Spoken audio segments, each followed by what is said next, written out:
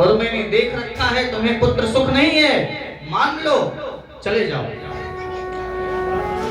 पंडित जी चरणों में गिर पड़े और कहने लगे, महाराज मैं जाने वाला नहीं जब तक पुत्र पा नहीं जाऊंगा।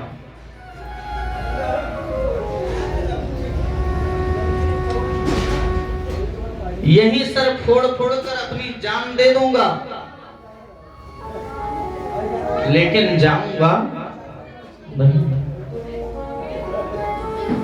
तब संत ने सोचा कि सही में यह मर जाएगा ही।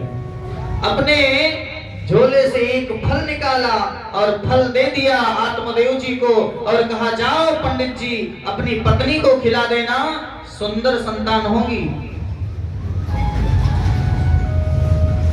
पंडित जी थोड़ा प्रसन्न हुए, फल लिया और सीधे चले आए अपने घर।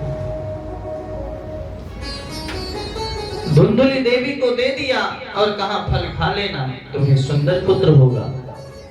अब धुंधुली ने जाना कि मुझे पुत्र होगा। धुंधुली सोचती है कि यदि हमें पुत्र होगा तो कठिनाई बहुत उठानी पड़ेगी।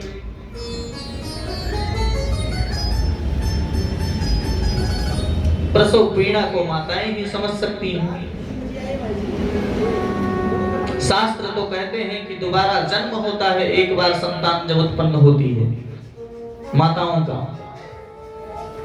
धुंधुली ने कहा कि हमें संतान होगी, बहुत पीड़ा होगी, परेशान हो जाऊंगी। एक सहेली को बुलाया और कहा, देख यदि मुझे पुत्र होगा तो बड़ी दिक्कत होगी हमें, ऐसा करना कि तुम्हें भी पुत्र होगा, और जब तुम्हें पुत्र होगा तो लाके हमें दे देना।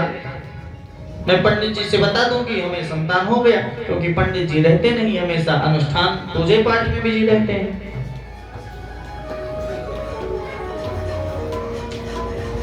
सहेली से कहा धुंधुली देवी ने कि मैं उसके बदले तुम्हें बहुत धन दे दूंगी, रुपया पैसा हीरा जवाहरात सब दे दूंगी। अब उसकी सहेली मान गई। दोनों ने विचार किया, लेकिन इस फल की भी परीक्षा लेनी चाहिए।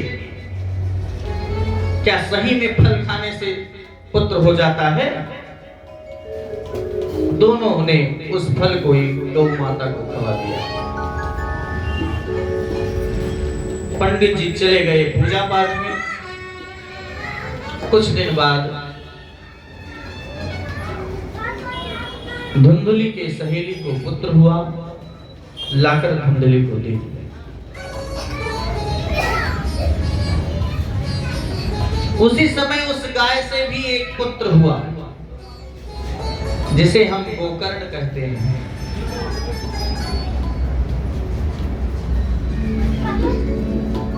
आत्मदेव जी आए और देखा कि पुत्र हुआ, बहुत प्रसन्न हुए, बहुत खुश हुए और धुंधुली देवी से कहा, देवी मेरा नाम है आत्मदेव, मैं अपने पुत्र का नाम रखूंगा परमात्मदेव। अब धुंधुली तो थी कर्कशी, दुष्ट, बोली बताओ 9 महीना तक मैंने पेट में रखा, लालन पालन मैं करूंगी और नाम अपने नाम से मिलता जुलता, ऐसा नहीं हो सकता। नाम जो है मेरे नाम से मिलता जुलता होगा, इसलिए उसका नाम रख दिया गया धुंधकारी।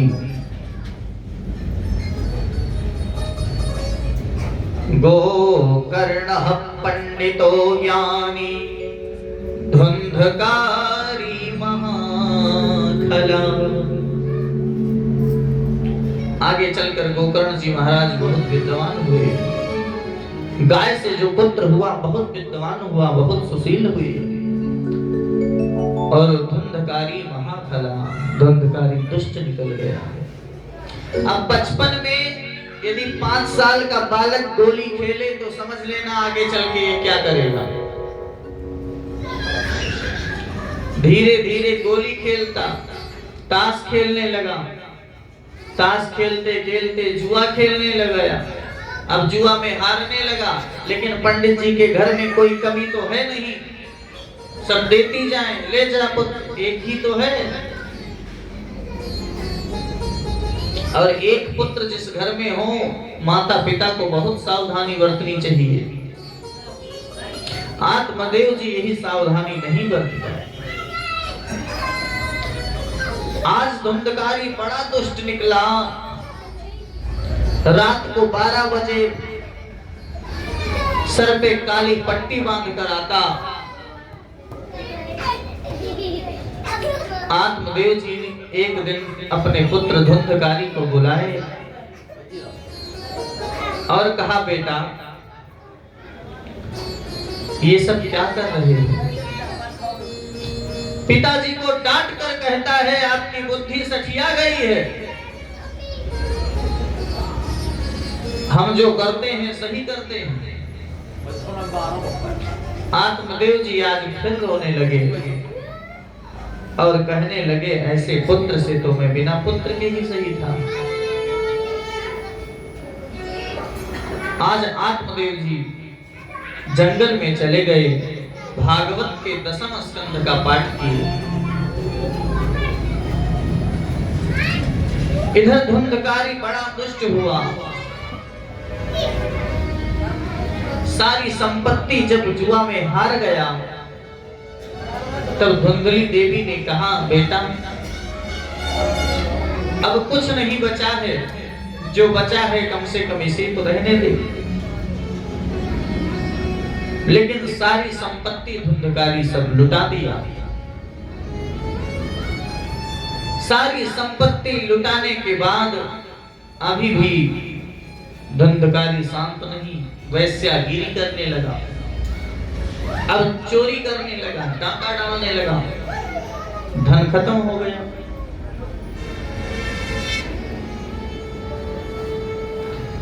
एक दिन धुंधली देवी भी परेशान हो गई और कुएं में गिरकर अपनी जान दे दी। घर में बचा केवल धुंधकारी। गोकर्ण जी महाराज भी निकल गए तपस्या में। अब 5-5 वैश्याओं को लेकर आता है धुंधकारी घर में। एक दिन एक जगह डाका डाला और 5 वैश्याओं को लेकर घर में आया। वैश्याओं ने सोचा कि राजा का धन छीना है, यदि पकड़ा गया तो हमें भी दंड मिलेगा, इसलिए इसका काम समाप्त कर दो। गले में रस्सी बांधकर और धुंधकारी के मुख में आग डाल दिया। धुंधकारी भी मर गया। सारी वैश्याएं धन लेकर चली गई। आज आत्मदेव जी के महल में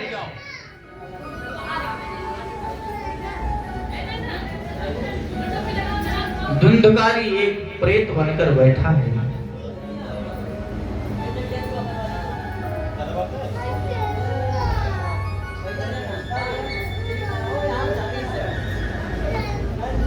प्रेत बनकर धुंधकारी बैठा है। आत्मदेव जी वन में चले गए हैं। गोकर्ण जी भी वन में चले गए हैं।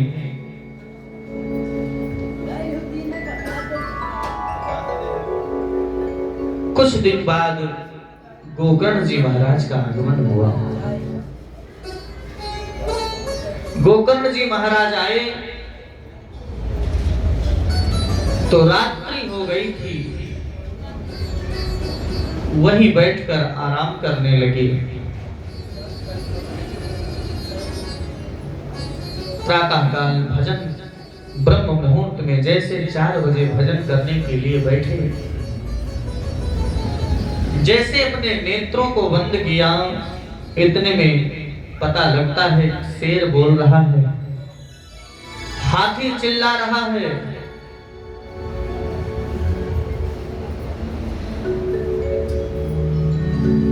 ऐसे ऐसे आवाज सुन रहे हैं गोकर्ण जी।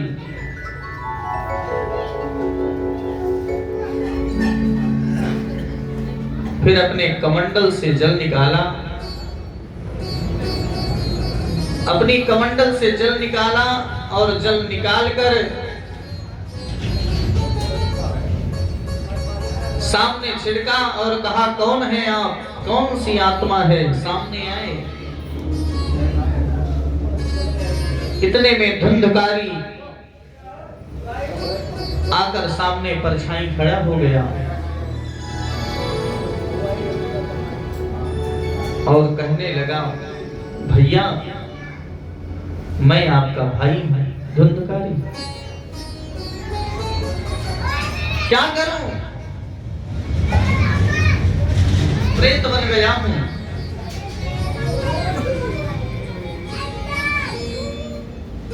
गोकर्ण जी ने कहा, अरे धुंधकारी,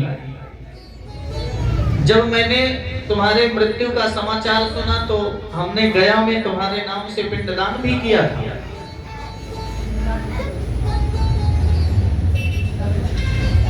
और तुम तो प्रेत बने अभी पड़े हो।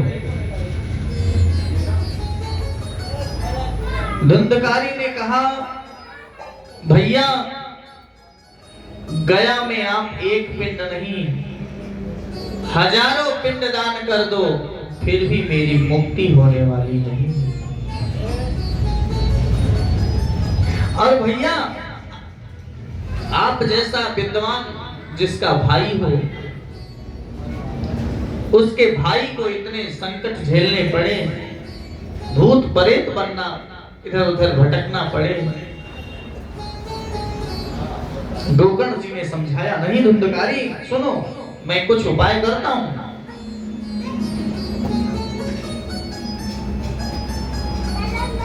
जैसे प्रातः सुबह हुआ, जैसे सूर्य नारायण भगवान निकलने को उद्यत हुए, गोकर्ण जी ने जल छिड़का, सूर्य नारायण भगवान को रोक लिया,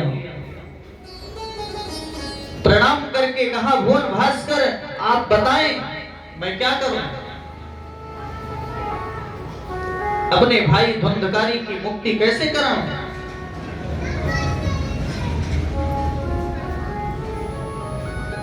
तब सूर्य नारायण भगवान ने कहा, श्रीमद् भागवतम वाचम सप्ताह वाचनम कुरु, श्रीमद् भागवत कथा सप्ताह ज्ञान यज्ञ करो, इसी से धुंधकारी की मुक्ति हो जाएगी।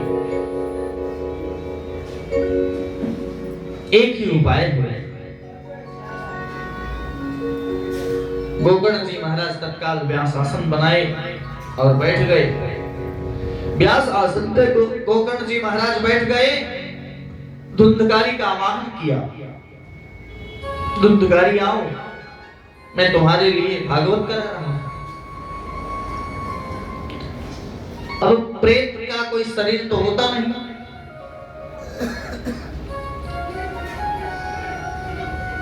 धुंधकारी आया, इधर उधर मड़रा रहा है, कहां बैठे,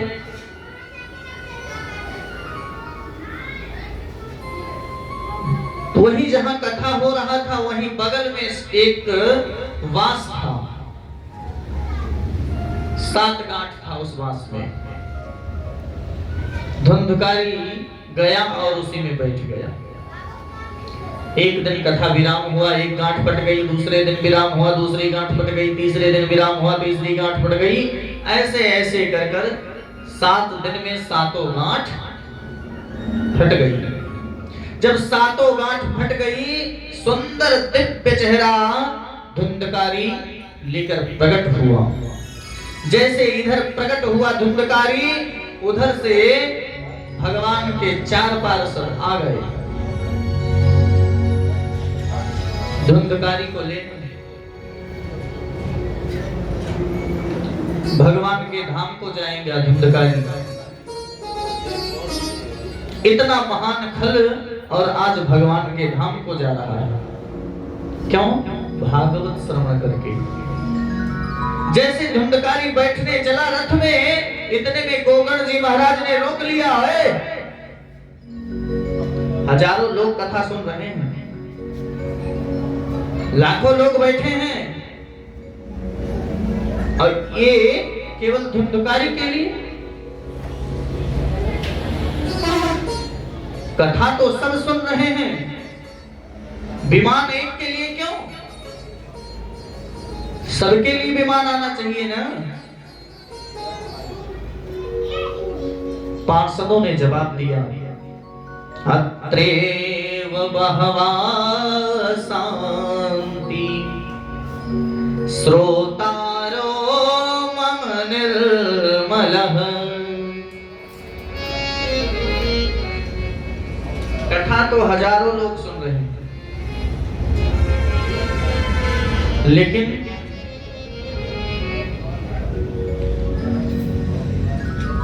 हजारों लोगों में अकेले धुंधकारी की मुक्ति क्यों हो रही है?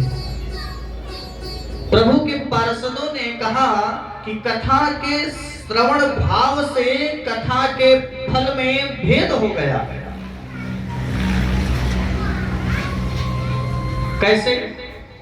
श्रोता तीन प्रकार के होते हैं। श्रोता तीन प्रकार के। पहले होते हैं श्रोता,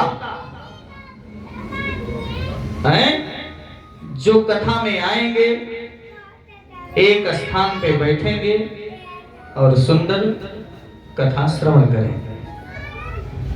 श्रवण करने के बाद उसे मनन करेंगे। मनन करने के बाद कुछ समझ में ना आएगी तो बाद में व्यास जी महाराज से पूछ लेंगे। ऐसे होते हैं श्रोता।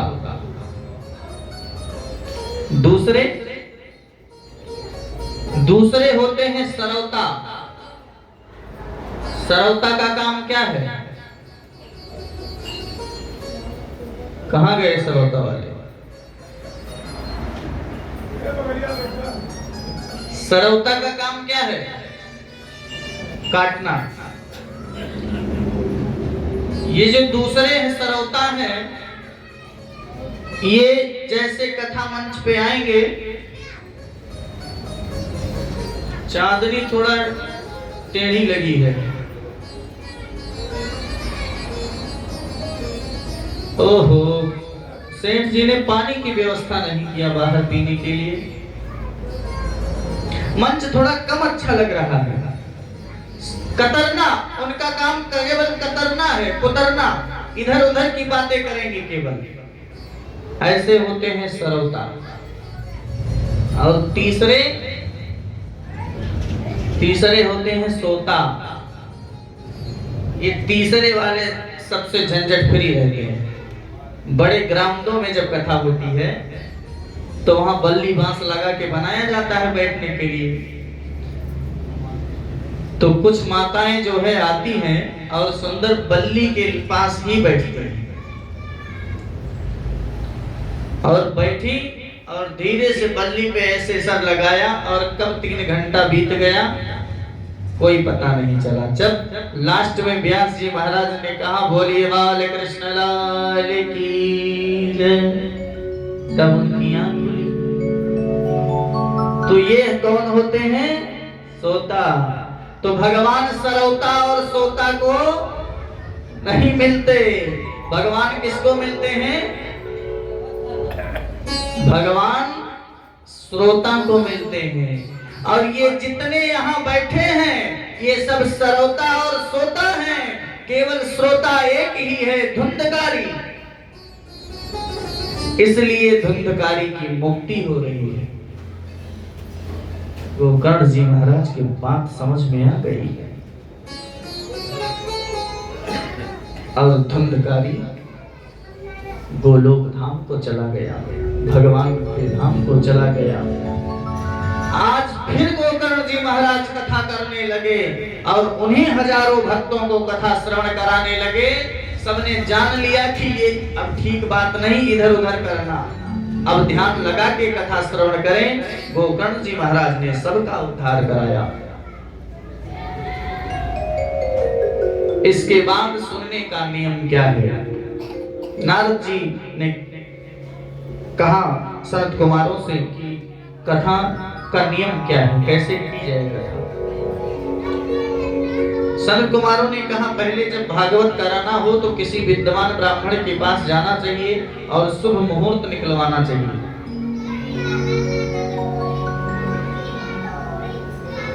वैसे श्रावण भादों अश्विनी कार्तिक मार्गशीर्ष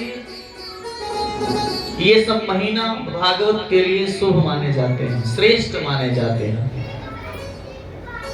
भागवत जहां हो वहां बड़ा शांतिप्रद स्थान हो, बड़ी शांति हो।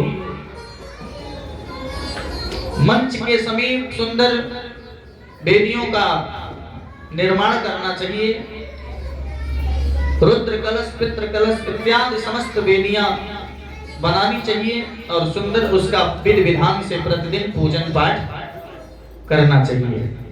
देवताओं का आवाहन करना चाहिए।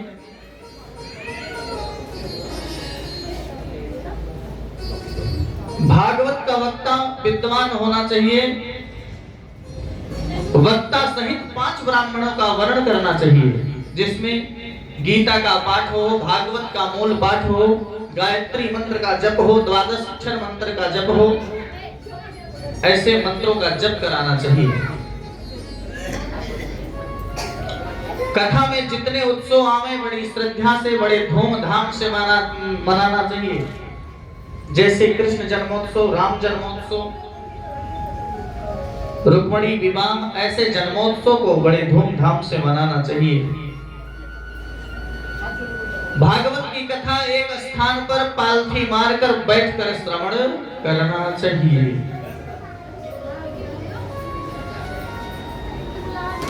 कोई तकलीफ हो तो कुर्सी पर भी बैठकर कथा श्रवण कर सकते हैं। उससे ज्यादा तकलीफ हो बेड पे आराम से लेट कर भी कथा श्रवण कर सकते हैं। भागवत की कथा केवल घी पीकर श्रवण करना चाहिए, केवल घी पीकर। यदि घी से काम ना चले तो दोनों समय फलाहार कर सकते हैं। यदि दोनों समय भी फलाहार से काम ना चले तो एक समय फलाहार कर लो, एक समय भोजन कर लो। अगर इससे भी काम ना चले तो दिन में 5 बार खाओ पर कथा श्रवण करो।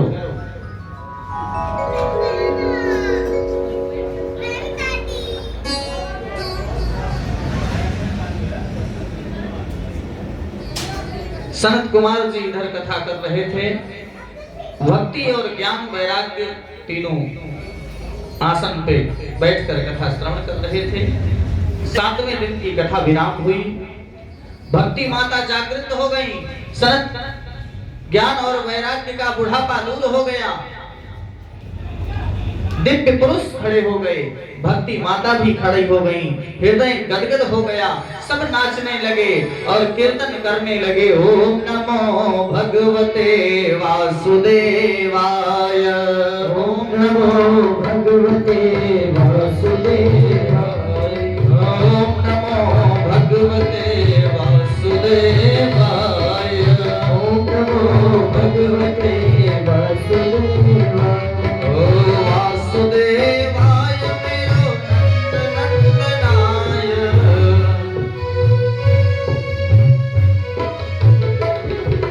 वासुदेवाय मेरो नंदनाय, वासुदेवाय मेरो नंदनाय। ओम नमो भगवते वासुदेवाय,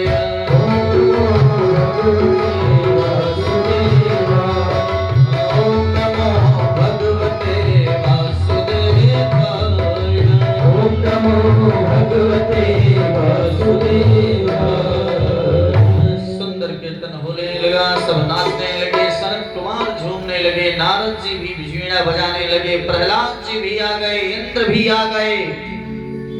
सब कूदने लगे, नाचने लगे। भक्ति माता से कहा मेरे लिए क्या आज्ञा है? तब नारद जी ने कहा माँ आप जो है समस्त भक्तों के हृदय में वास करो। भक्ति माता समस्त भक्तों के हृदयों में वास करने लगी। भागवत अमृत है सज्जनों, इसका पान जो करता है वह धन्य हो जाता है। भागवत के महात्म्य की कथा बड़े संक्षिप्त रूप में वर्णन हुआ। आइए अब भागवत की कथा में हम लोग चलते हैं। श्रीमद् भागवत सप्ताह ज्ञान यज्ञ का शुभारंभ करते हैं। एक बात कहूं आपसे,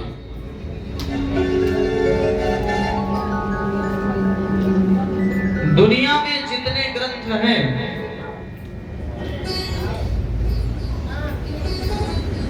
कोई भी ग्रंथ प्रारंभ करने से पहले किसी विशेष देवी देवता की पूजन किया जाता है। जैसे यदि शिव पुराण आप श्रवण कर रहे हैं तो पहले शिव जी की विशेष पूजा, शिव जी की विशेष वंदना किया जाता है। यदि आप दुर्गा जी का पूजन कथा श्रवण कर रहे हैं, देवी भागवत श्रवण कर रहे हैं, तो देवी जी का विशेष पूजन पाठ वंदन किया जाता है।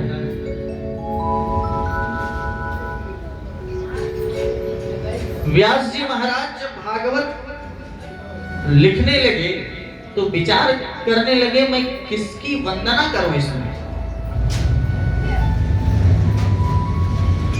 अब मान लो मैं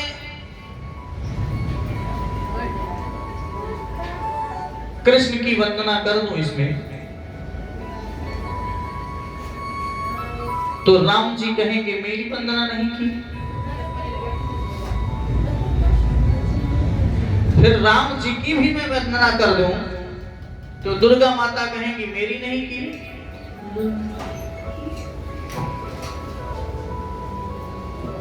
यदि दुर्गा माता की भी मैं वंदना कर दूं तो हनुमान जी कहेंगे मेरी नहीं की। और जब मैं वंदना ही लिखूंगा तो कथा कब लिखूंगा?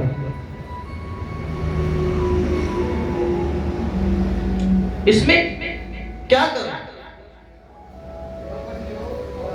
तब व्यास जी महाराज के समझ में आया और एक ही श्लोकों में समस्त देवताओं का वर्णन कर दिया। आइए उसी श्लोक को श्रवण करें। जन्माद्यस्य तोन्मयादितरतस्य चारथे सुविज्ञः स्वराट् तेने ब्रह्महृदायवादि कवये मोह्यन्त यत्सूरयः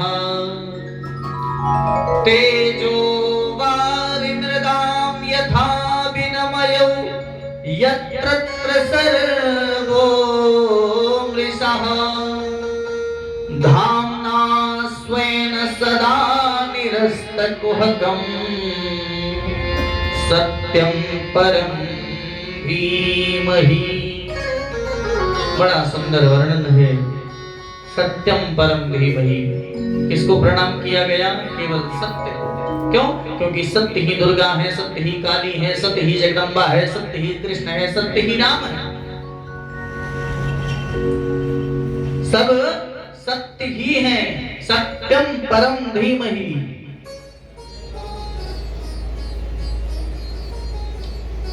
गोस्वामी बाबा ने भी कहा है, धर्मन दूसर सत्य समाना आगम निगम पुराण बखाना। धर्मन दूसर सत्य समाना आगम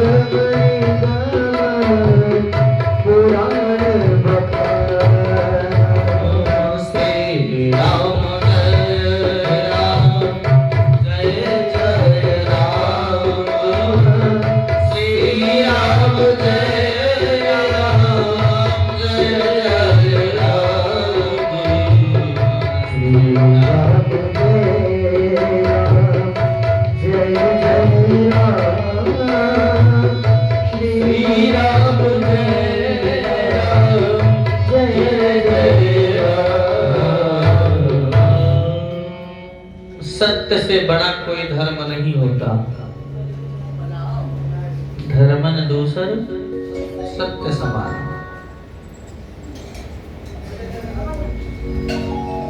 और असत्य से बढ़कर कोई अधर्म नहीं होता। इसलिए आज हम यह कलावा बांध कर कथा श्रवण कर रहे हैं। हाँ सेठ जी, कलावा बांध गई होगी आपके।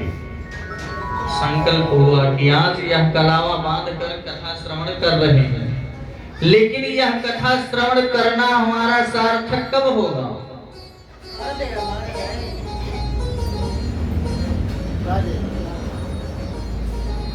कथा सार्थक कब होगा? जब हम संकल्प लेंगे कि ज्यादा से ज्यादा सत्य बोलेंगे।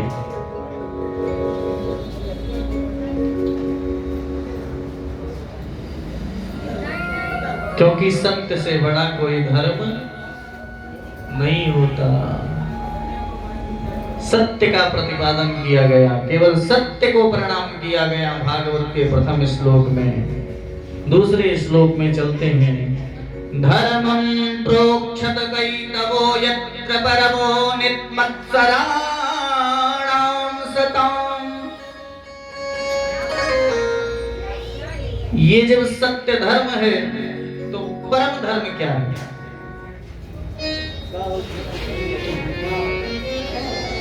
सत्य धर्म हो गया तो परम धर्म क्या है? कहते हैं परम धर्म है केवल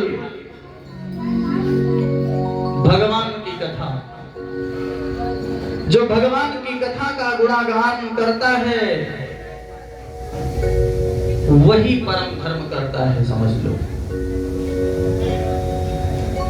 निगम कल्पतरोर्गलितं फलं शुकमुखाद्रयमृत द्रवेभ संयुक्तं पिबत भागवतामृतमालयं मुहुरहो रसिका भुवभावुकः। निगम कल्पतरोर्गलितं फलम, भागवत की कथा सुनी नहीं जाती, भागवत की कथा पी जाती है।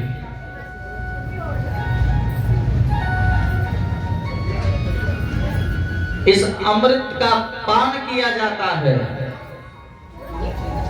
मुरहो रहो रसिका, कब तक करना चाहिए? मोक्ष पर्यंतम, जब तक मर ना जाओ तब तक पीते रहो, पीते रहो, पीते रहो।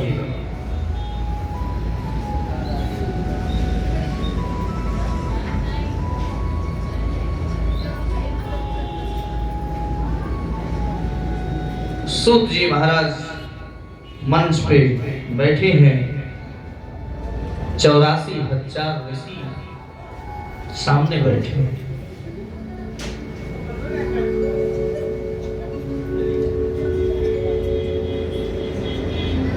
कथा का रसापान करा रहे हैं सूत जी महाराज। बड़ा सुंदर क्षेत्र है नैमिषारण्य क्षेत्र।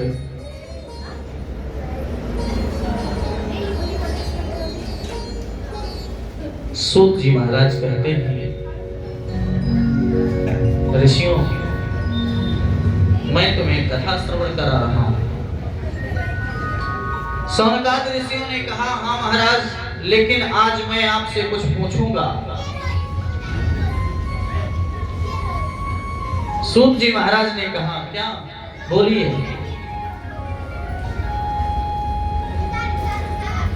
सौनकादि ऋषियों ने कहा, महाराज आज आपसे 1 नहीं, 2 नहीं, 3 नहीं, 4 नहीं, 5 नहीं, 6 प्रश्न करूंगा। ठीक है, बताएं। सौनकादि ऋषियों का पहला प्रश्न है, मानव के लिए परम धर्म क्या है? 50 बार परिक्रमा लगाना धर्म है? सवेरे 3 बजे नहा लेना धर्म है? दिन में 8 बार नहाना धर्म है? करोड़ों की संपत्ति दान कर देना धर्म है? धर्म क्या है? धर्म की परिभाषा क्या है? किसे कहते हैं धर्म? पहला प्रश्न। दूसरा प्रश्न, मंदिर में जब हम पूजा करने जाते हैं तो एक विचित्र बात वहां होती है। कोई कहता है शंकर जी बड़े हैं, कोई कहता है दुर्गा माता बड़ी हैं, कोई कहता है राम जी बड़े हैं। अब मैं किसका पूजा करूं? सबका तो कर नहीं सकता। 33 कोटि देवी देवता हैं। तीसरा प्रश्न, वेद में जब भगवान का नाम अजन्मा है, अजन्मा में कोई जन्म ना लेता होगा, जिसका जन्म ना होता होगा। जब वेद में भगवान का नाम अजन्मा है तो दशरथ के यहां राम बनकर कैसे आए? यशोदा के यहां कृष्ण बनकर कैसे आ गए? चौथा प्रश्न, भगवान के कितने अवतार हैं?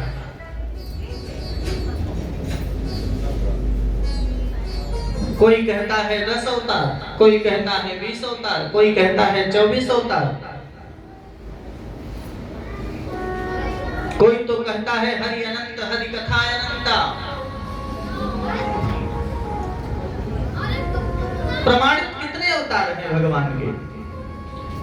पांचवा प्रश्न, वक्ता श्रेष्ठ कौन है? जो बड़ी से बड़ी बात को छोटी करके बता दे या छोटी से छोटी बात को बहुत भारी इधर उधर घुमा टहला कर बताए। छठवां प्रश्न,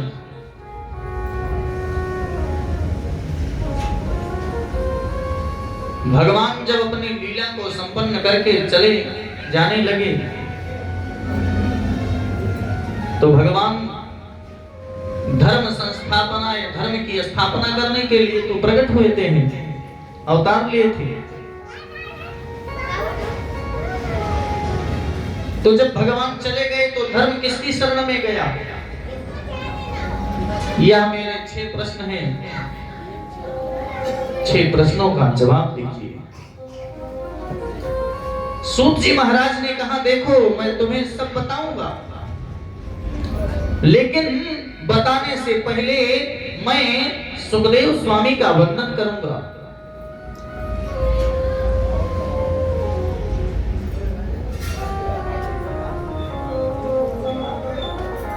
वही सुखदेव स्वामी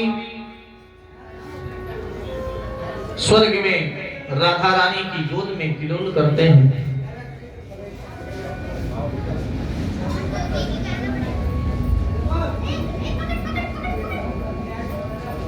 सुखदेव स्वामी से एक दिन राधा रानी ने कहा, बेटा अब तुम पृथ्वी लोक में जाओ।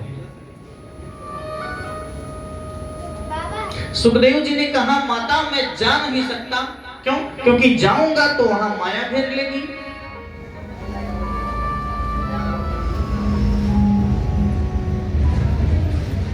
माता जी ने कहा, राधे रानी ने कहा, बेटा आपके ऊपर किसी प्रकार की कोई माया का चक्कर नहीं होगा।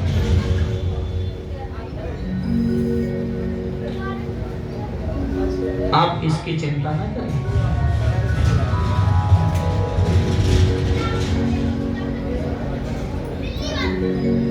ठीक है माता, किसी प्रकार से तैयार होते हैं।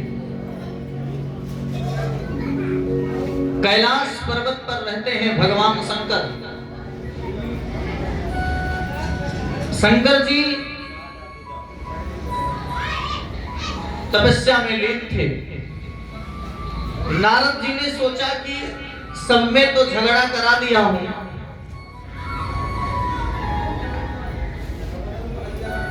लक्ष्मी नारायण से भी झगड़ा करा दिया, जितने देवी देवता हैं सब में झगड़ा करा दिया, लेकिन शंकर जी में कभी झगड़ा नहीं हुआ। आज कुछ करता। सीधे नारद जी चले गए कैलाश।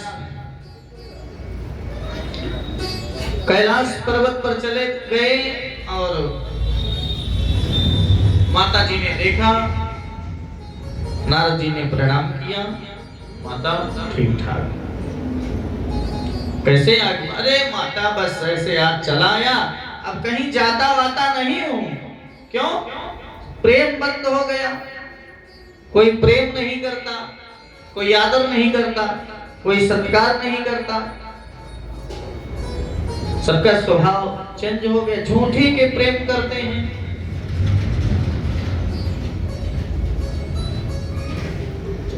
दुनिया के लोगों में प्रेम नहीं है मां, सब बनावटी प्रेम करते हैं। क्यों? सुर नर मुनि सब कया हरि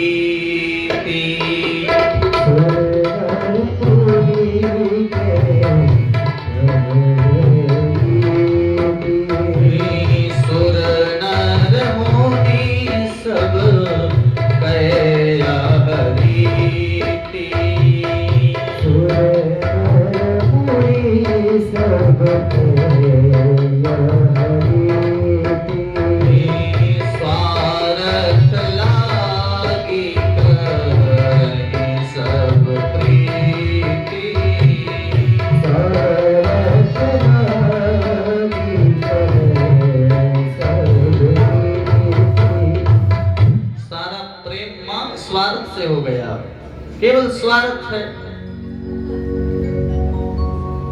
इतने में माता ने कहा नहीं ऐसा मत बोलो, हमारे पति देवता हमें बहुत मानते हैं, उनमें कोई बनावटी प्रेम नहीं है और हमसे झूठ भी नहीं बोलते हैं। यहाँ तक जो गुरु मंत्र दिया जाता है वो गुरु जी कहते हैं गोपनीय है, यह किसी को बताना नहीं चाहिए और गुरु मंत्र को किसी को भी बताना नहीं चाहिए, ये शास्त्र विरुद्ध होता है। और आप कहते हैं झूठे और ये हम गुरु मंत्र भी हमें बताते हैं।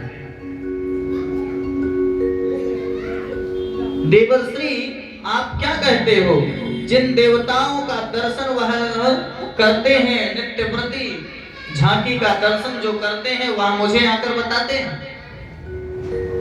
अब इससे बड़ी बात और क्या कहूं? जो बताना असंभव है वह बताते हैं। नारद जी ने कहा हो चाहे जो, लगता हमें है प्रेम आपसे वह करते नहीं है। अच्छा ये बताओ माता, जब सब कुछ बताए हैं तो यह भी बताए होंगे या अपने गले में वह मुंडमाला धारण जो करते हैं वह क्या है? अब माता जी को तो एकदम आंख बबूला, सब कुछ बताए लेकिन आज तक ये तो बताया नहीं ये क्या पहनते हैं, ये क्या है? अच्छा देवर्षि आने दो, आज बताती हूं। अब धीरे से नारद जी चले गए, शंकर जी की समाधि खुली, देखा कि नारद जी जा रहे हैं, कुछ गड़बड़ है। अब शंकर जी आए तो पुराने जमाने में कोप भवन होता था, जब स्त्री नाराज होती थी तो उसी में चली जाए तो पति देवता जान जाते थे कि आज इनका मूड चेंज है, मनाना पड़ेगा। अब माता जी तो एकदम, शंकर जी कहे क्या दे बात है देवी?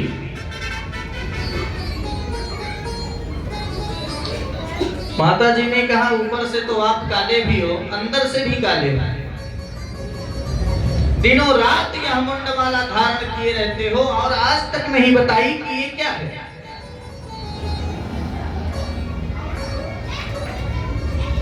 शंकर जी ने कहा हो देवी, जब जब आप मरती हो ना तो आप की याद में वही एक मुंडमाला में धारण कर लेता हूं। जब जब मरती हूं,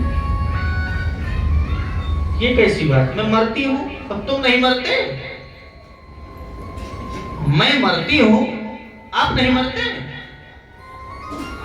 नहीं देवी मैं नहीं मरता। क्यों? मैंने अमर कथा का पान किया है। मुझे भी सुनाओ अमर कथा। सुन लोगी? हाँ, क्यों नहीं सुनोगी? शंकर जी व्यास मंच पे बैठ गए और कहा, देवी मैं तुम्हें अमर कथा सुनाऊंगा, लेकिन वह 7 दिन की कथा है। 7 दिन निरंतर चलेगी, दिन भर चलेगी, रात भर चलेगी। आपको केवल ओम शब्द का उच्चारण करना है। आप यदि ओम शब्द का उच्चारण करेंगी तो मैं समझूंगा कथा आप श्रवण कर रही हैं। मैं नेत्र बंद करके आराम से आपको कथा सुनाऊंगा।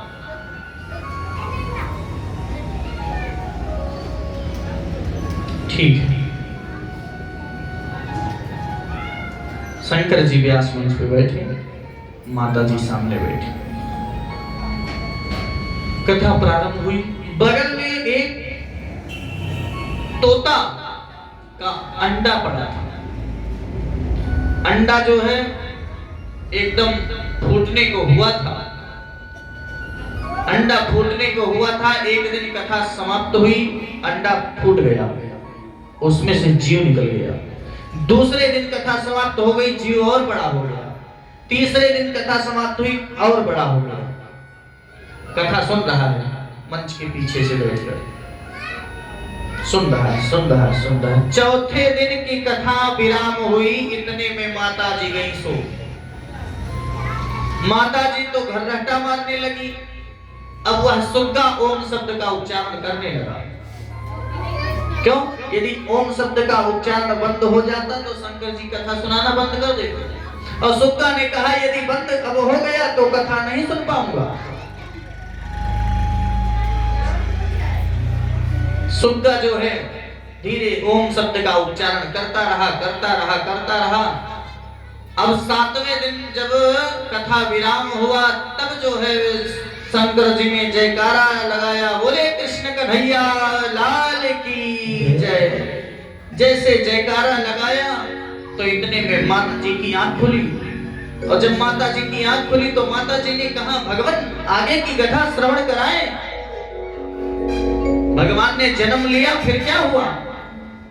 शंकर जी ने कहा, ओहो देवी अभी जन्म भगवान ने नहीं लिया, भगवान सारा कथा विराम हो गया और तुम्हें अभी जन्म पड़ा है। क्या कर रही थी? सो गई थी। देवी जब आप सो गई थी तो कथा सुन कौन रहा था? ओम शब्द का उच्चारण कौन कर रहा था? इतने में जैसे शंकर जी ने पीछे देखा तो वहां सुख पक्षी पड़ा नजर आया। और कथा सज्जनों व्यास मंच के पीछे से सुनना अपराध माना जाता है।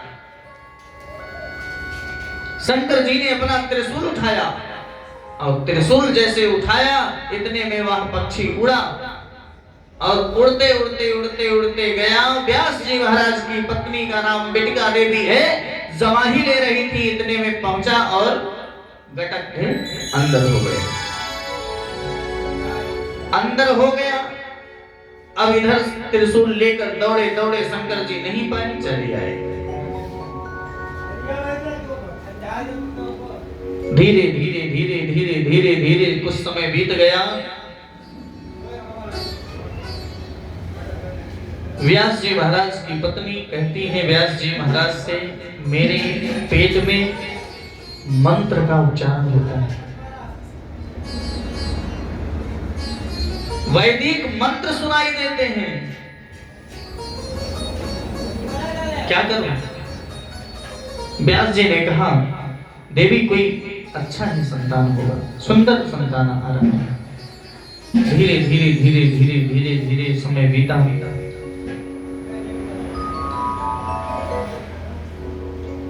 व्यास जी महाराज एक दिन हाथ जोड़कर प्रार्थना करने लगे, पुत्र अब बाहर आ जाओ, नहीं तो आपकी मां मर जाएंगी।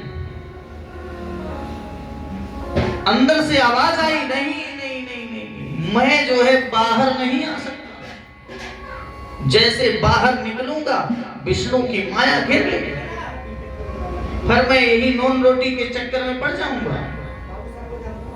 आने वाला नहीं है।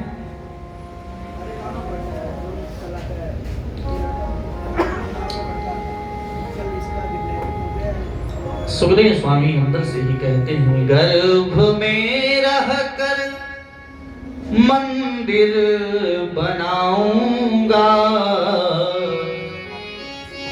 गर्भ में रह कर मंदिर बनाऊंगा, मैं तो बाहर नहीं तात आऊंगा।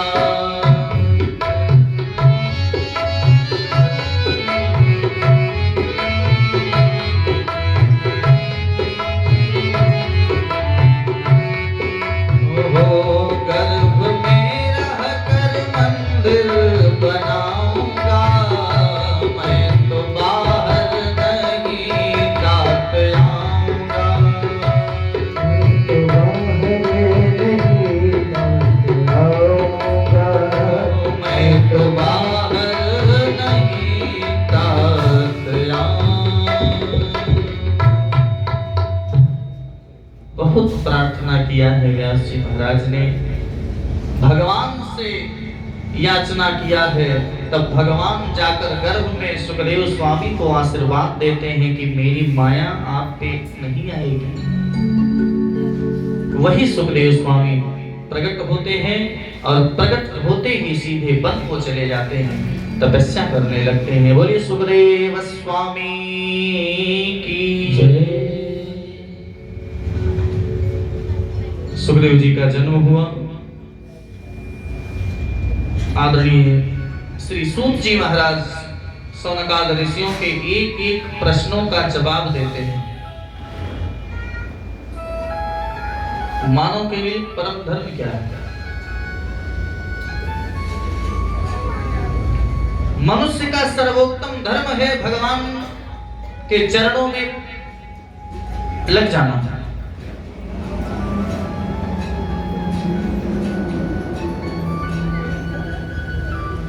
भगवान के चरणों में निष्काम प्रेम होना, कोई कामना नहीं।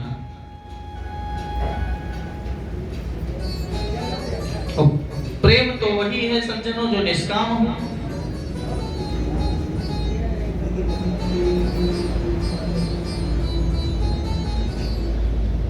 दूसरा प्रश्न आप लोगों ने किया था कि मंदिर में हम जाते हैं तो पूजा किसकी करें? ऋषियों, सम्मान सबका करो, बुराई किसी की नहीं करनी चाहिए, लेकिन अपना इष्ट एक होता है।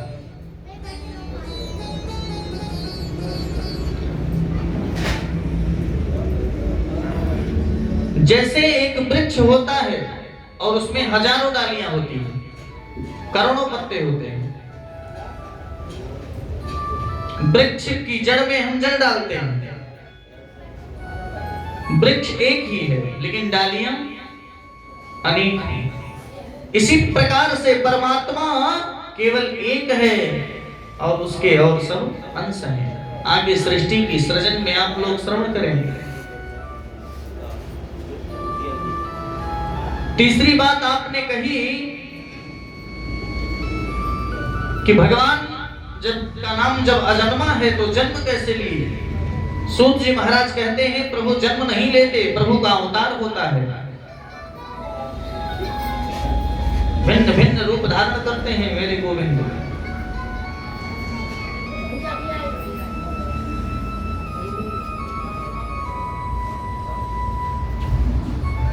चौथी बात आपने कही भगवान के कितने अवतार हैं? तो भगवान के 24 अवतार हैं।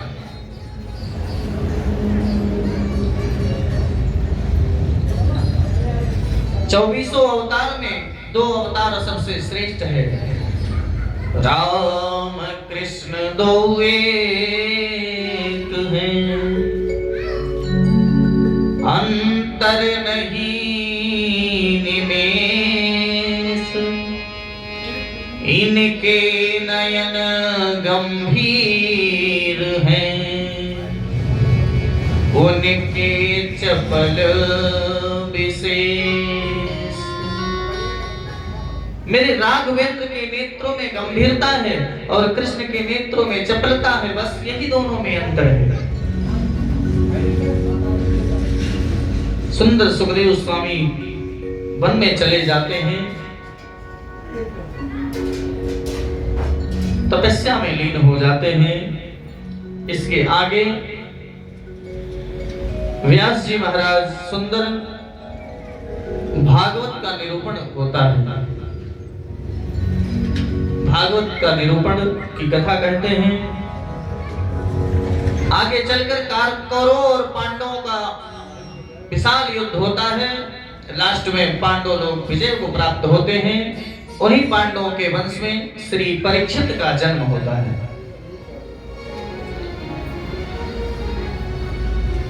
परीक्षित को राज सिंहासन पर बैठाकर पांडव लोग चले जाते हैं अपने अपने धाम को।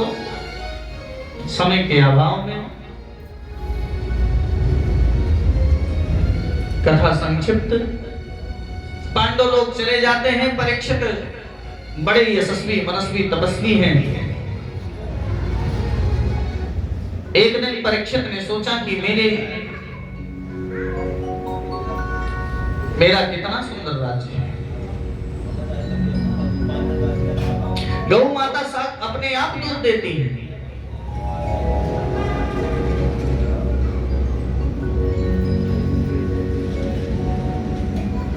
परीक्षित जी का विवाह होता है। पत्नी का नाम इरावती है। परीक्षित जी के पुत्र भी होता है, जिसमें बड़े पुत्र का नाम जन्मेजय है।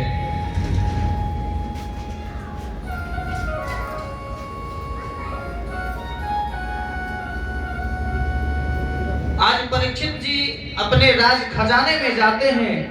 राज खजाने में जाकर एक मुकुट धारण करते हैं।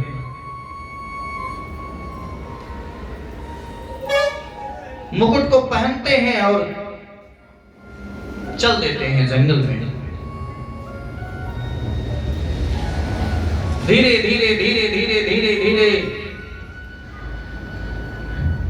चलते चलते देखा कि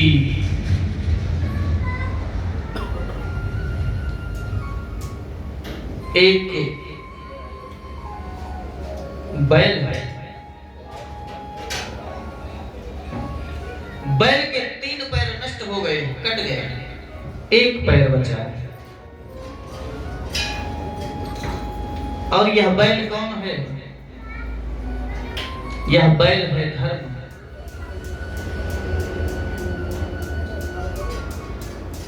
परीक्षित ने देखा कि यहाँ बैल के तो 3 पैर कट गए हैं, एक पैर पे।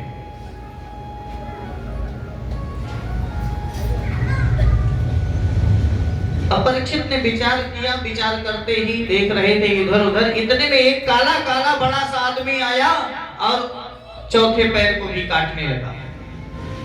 जब चौथे पैर को काटने लगा तो परीक्षित ने देखा तो कहा, अरे मेरे राज्य में इतना दुस्साहस! गौ माता रुदन कर रही है।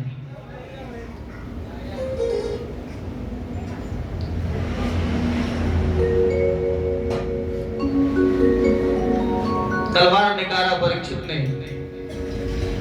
क्यों काट रहे हो? जैसे तलवार निकाला, इतने में जो काला काला बड़ा सा आदमी था, ये कौन था? यही है कलयुग। कलयुग तत्काल परीक्षित के चरणों में गिर गया। महाराज, कहां जाऊं? क्या करूं?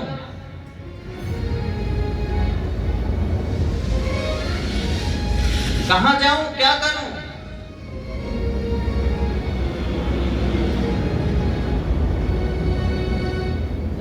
क्यों काट रहे हो?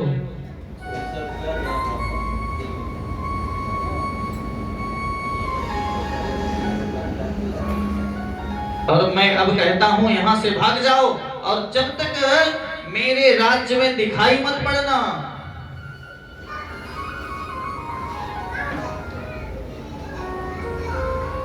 कहां जाएंगे महाराज? कोई स्थान हमारे लिए खाली करा दो। कलयुग की प्रार्थना पर परीक्षित ने कहा, छूतम पानम स्त्रियः सूना। जाओ कलयुग, जुआ में तुम्हारा वास होगा, वहीं विराजमान हो जाओ जहां जुआ होता हो। क्यों? क्योंकि जुआ बिना कपट के नहीं हो सकता। जुआ में इधर उधर जरूर कुछ करना पड़ता है।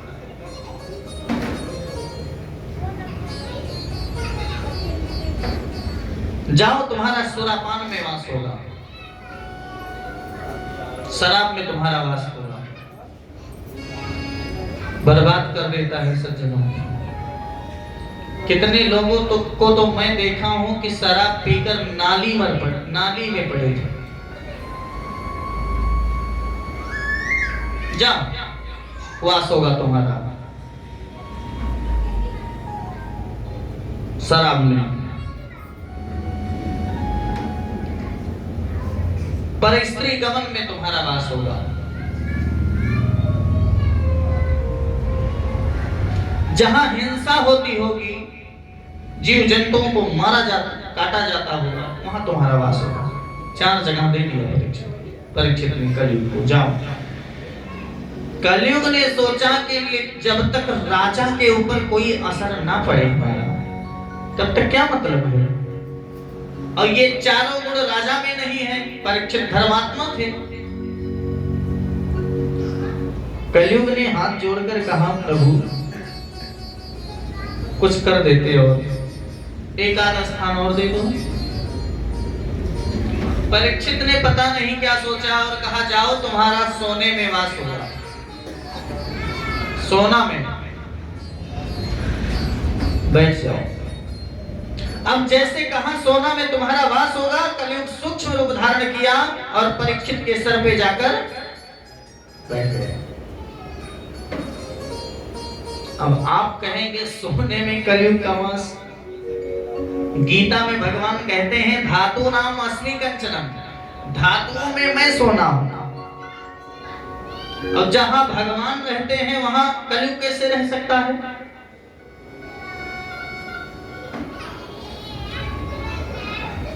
जो परिश्रम से, मेहनत से, खून पसीना गार कर कमाए हुए धन से सोना में भगवान का वास होता है, छीन कर, झपट कर, इधर उधर कर कर सोना में ही कलयुग का वास होता है।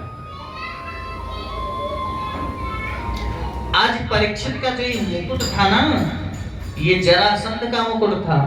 पांडव लोग जरासंध को मारकर वही मुकुट, उसका सारा राज खजाना सब ले आए थे। वही मुकुट आज पहनकर परीक्षित गए थे। परीक्षित के सर पर कलयुग मंडराने लगा। वहां से चल दिए परीक्षित।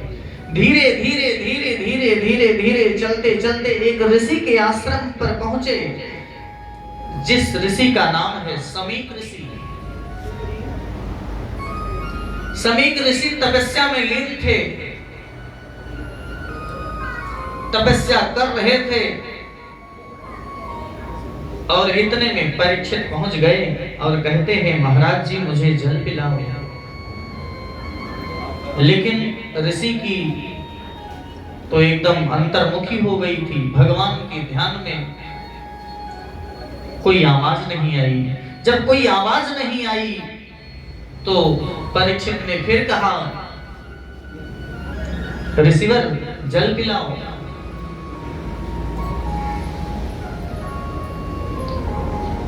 पुनः कोई आवाज नहीं आई। 2-3 बार कहा।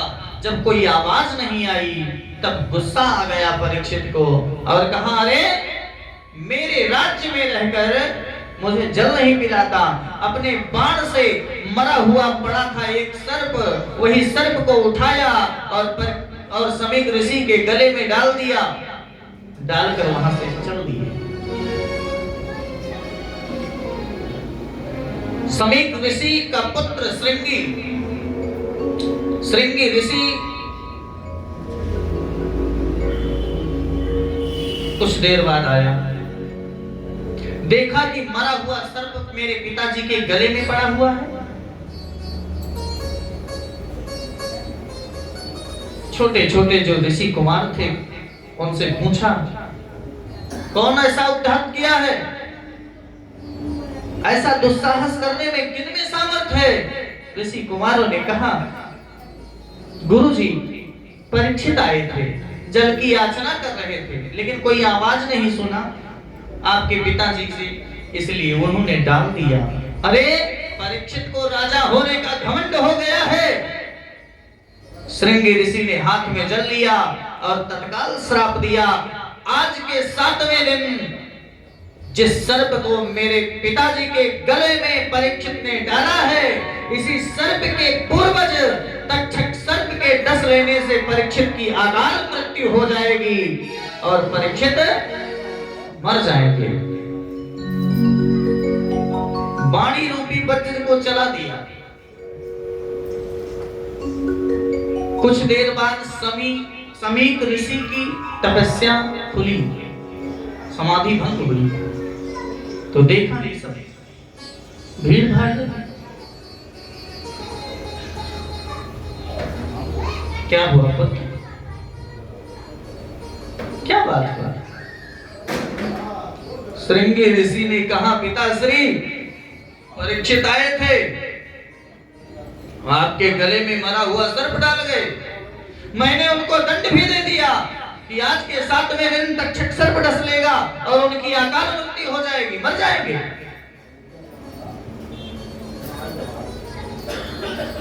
अच्छा नहीं किया पुत्र।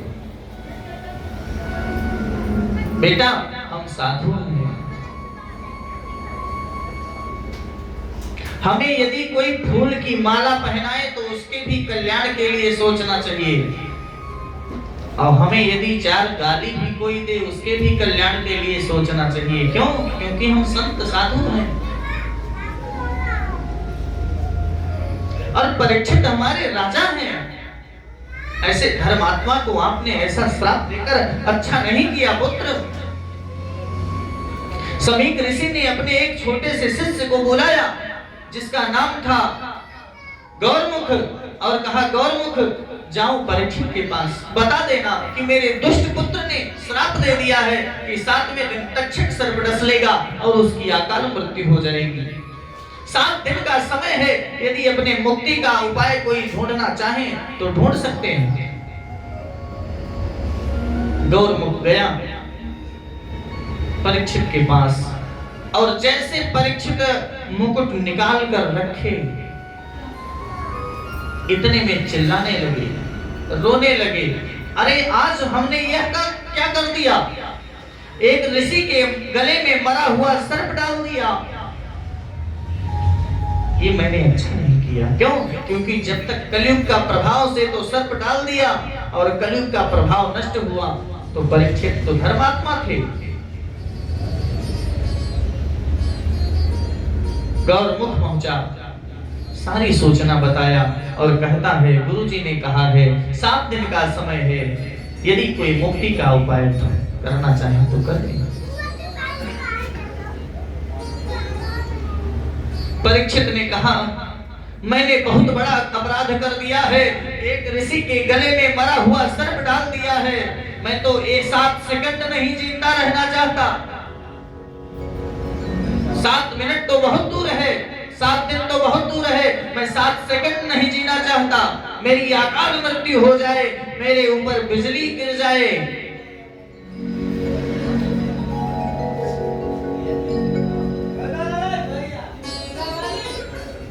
अब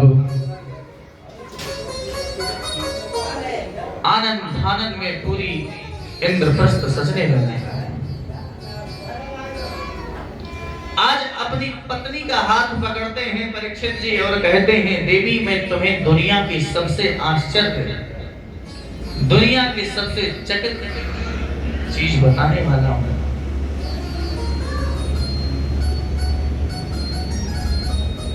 हीरावती ने कहा, क्या? परीक्षित ने कहा, देवी, मैं यह गारंटी के साथ कह सकता हूं कि मैं 7 दिन तक नहीं मर सकता। अब इससे बड़ा आश्चर्य क्या हो सकता है? 7 सेकंड का नहीं भरोसा है।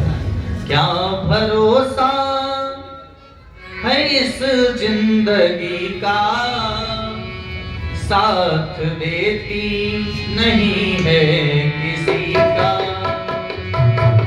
भरोसा है इस जिंदगी का, साथ देती नहीं है किसी का। क्या भरोसा है इस जिंदगी का, साथ देती नहीं है किसी का।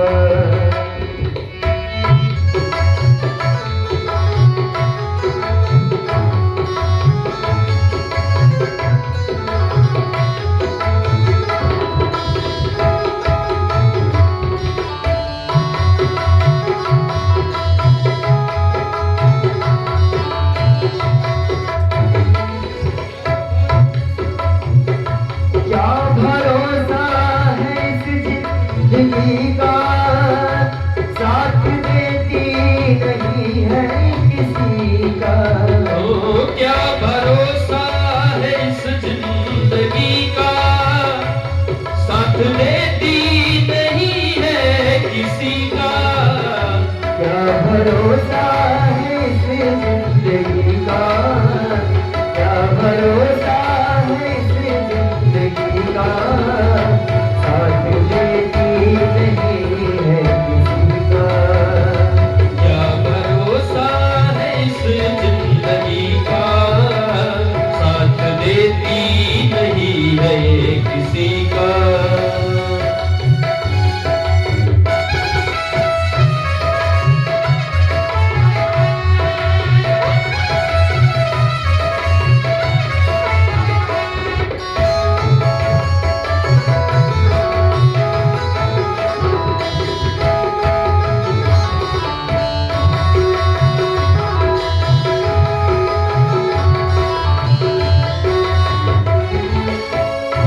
सांस रुक जाएगी चलते चलते, सब बुझ जाएगी चलते चलते। सांस रुक जाएगी चलते चलते, सब बुझ जाएगी जलते जलते। सब बुझ जाएगी जलते जलते, दम निकल जाएगा आदमी का, दम निकल जाएगा आदमी का, साथ देती नहीं है किसी का। क्या भरोसा है इस जिंदगी का, साथ देती नहीं है किसी का।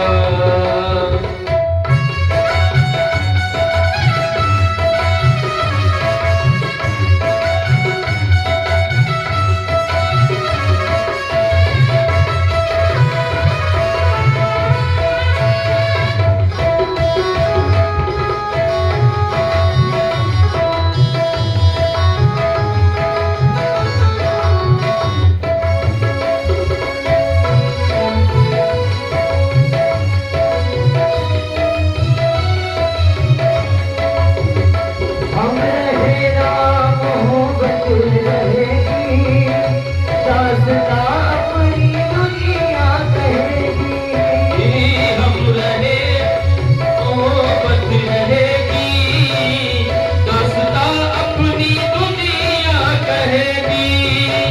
हम रहे ना मोहब्बत रहेगी, दास्तां अपनी दुनिया कहेगी, दास्तां अपनी दुनिया कहेगी। नाम ले जाएगा आदमी का, नाम रह जाएगा आदमी का, साथ देती नहीं है किसी का। क्या भरोसा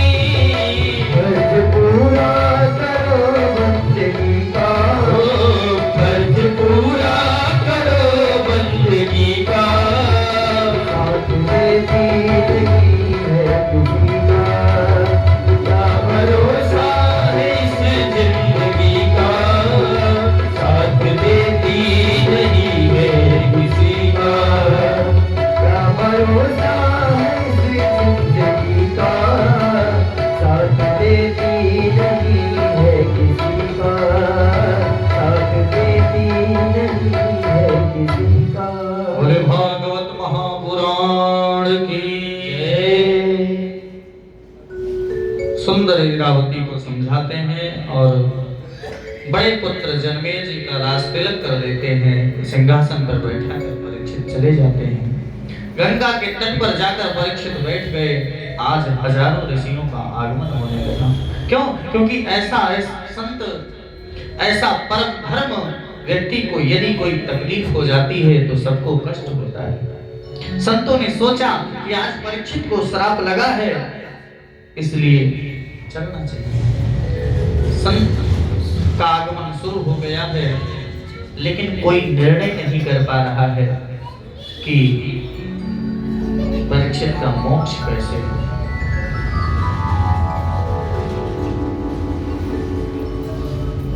इतने में हमारे परम व्यास जी के पुत्र सुखदेव स्वामी की निद्रा खुली। समाधि खुलते ही सुखदेव स्वामी का मन कहता है चलो परीक्षित के पास, चलो परीक्षित के पास। तत्राभवत भगवान व्यास पुत्रो। उल्टी गंगा बनने लगी है सज्जनों।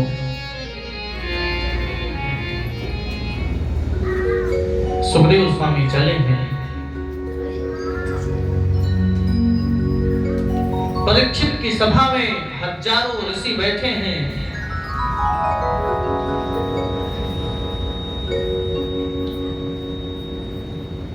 वहीं सुखदेव स्वामी पहुंच जाते हैं। परीक्षित ने सुंदर पूजन किया है सुखदेव भगवान का और कहने लगते हैं परीक्षितः प्रक्षामि संसिद्धिं योगिनां परमं गुरुं। भगवान, जल्दी मरने वाले व्यक्ति को क्या करना चाहिए? जिसकी मृत्यु जल्दी निश्चित हो उस व्यक्ति को क्या करना चाहिए?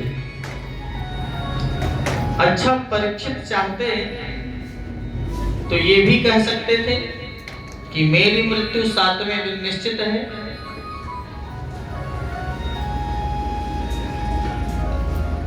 हमें बचा लीजिए आप। लेकिन परीक्षित ने ऐसा कुछ नहीं कहा। परीक्षित ने कहा कि अतः प्रक्षामि संसिद्धिं, जल्दी मरने वाले व्यक्ति को क्या करना चाहिए?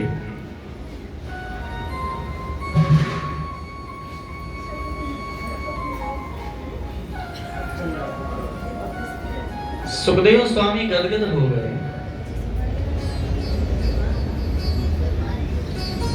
प्रसन्न हो गए और कहने लगे परीक्षित, मैं तुम्हें बताऊंगा कि जल्दी मरने वाले व्यक्ति को क्या करना चाहिए।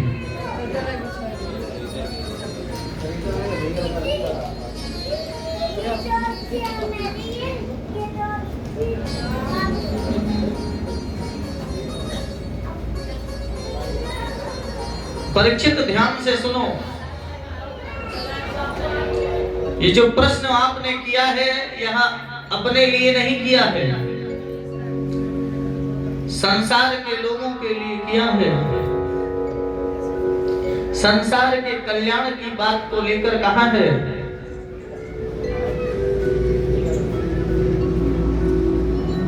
परीक्षित, सतयुग में एक व्यक्ति की उम्र 1 लाख वर्ष होती थी।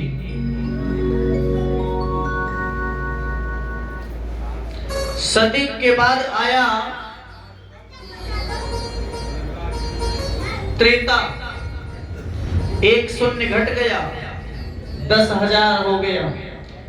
उसके बाद आया द्वापर, 1 शून्य घट गया, 1,000 हो गया। उसके बाद आया कलयुग, 1 शून्य घट गया।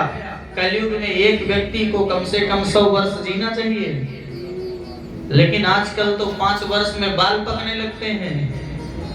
ये कलयुग नहीं तो क्या है? 1-2% होंगे 100 वर्ष में जो आप देख सकते हैं।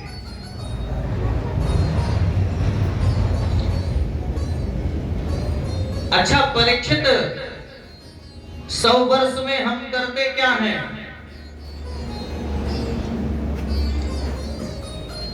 100 वर्ष में करते क्या हैं? 50 वर्ष तो ऐसे निकाल दो, क्योंकि 50 वर्ष तक तो हम सोते हैं केवल।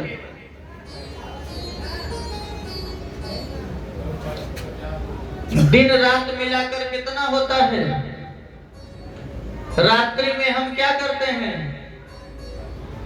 आधा निकाल दिया तो कितना बचा? 50। अब 50 वर्ष में क्या करते हैं? 50 वर्ष में 25 वर्ष तक पढ़ाई लिखाई रोटी की व्यवस्था करते हैं आगे चलकर।